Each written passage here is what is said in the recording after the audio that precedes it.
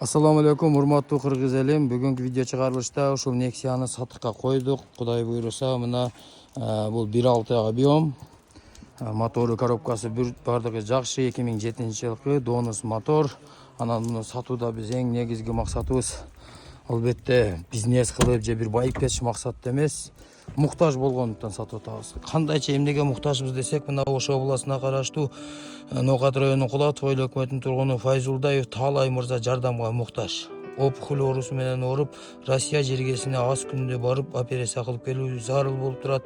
5 баланын атасы, көптү көрсө көл болот демекчи. Андыкта туугандар ушул номерлерге анча-мынча бар тапкан тыйындарды 5-10 сом эч болбосо видеону бөлүшүп койсоңуздар дагы бизге пайда болот. Негизги максаты ушул машинаны сатыш керек болду. Ушул Таалай мырзанын өзүнүн автоунаасында айдап жүргөн машинасын сатууга аргасыз болуп отурабыз. 150 миң сом деп баасына койдук. Берешен агалар, инилер, достор боло турган болсо, жок, 150 миң эмес, 160, 170, 180 миң деп алган болсо дагы жакшы болот. Ушу тез арада сатыш керек, жардам кылыңыздар туугандар.